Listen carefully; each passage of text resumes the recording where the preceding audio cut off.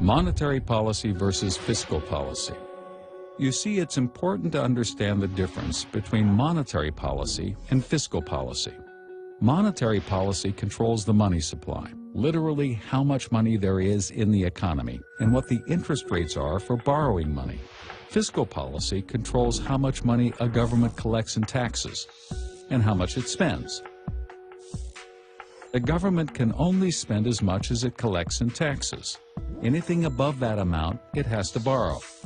This is called deficit spending. Before the euro, countries like Greece not only had to pay high interest rates to borrow, but they could only borrow so much. Lenders weren't comfortable lending them too much money. But now that they were part of the euro area's new united monetary policy, the amount they could borrow skyrocketed. Smaller countries suddenly had access to credit like never before.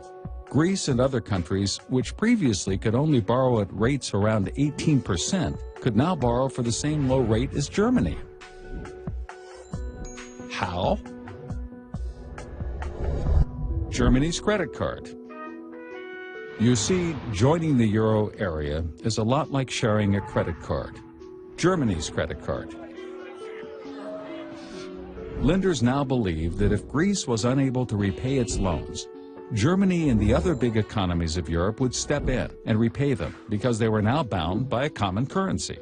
With a new abundance of cheap credit, Greece and other European countries were able to adjust their fiscal policies and increase spending to previously impossible levels. Some countries embarked on huge deficit spending programs, primarily for politicians to get elected. They made promises such as more jobs and generous pensions, all of it paid for with the new money they could now borrow. The governments of Greece, Portugal, and Italy accumulated huge debts. However, they were able to repay these debts with more borrowed money. As long as the borrowing continued, so did the spending and the unbalanced fiscal policies. In Ireland and Spain, cheap credit fueled enormous housing bubbles, just as it did in the United States. Credit flowed, debt accumulated, and the economies of Europe became tightly intertwined. Companies began opening factories and offices across Europe. German banks lending to French companies, French banks lending to Spanish companies, and so on and so forth.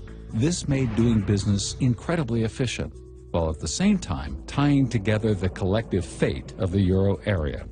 Things continued this way as long as credit was available, and credit was available until 2008. Spurred by a collapse in the U.S. housing market, a credit crisis swept the globe, bringing borrowing to a halt everywhere. Suddenly, the Greek economy couldn't function. It couldn't borrow money to pay for all the new jobs and benefits it created. It couldn't borrow the new money it needed to pay its old debts. This was a problem for Greece, but because of the unified monetary policy, it was also a problem for all of Europe. Much of Europe had been on a spending spree and borrowed more money than it could ever repay. But the problem is somebody has to pick up the tab, or else every country in the euro area will suffer. Since the countries that ran up the bill couldn't repay, everyone looked to Germany.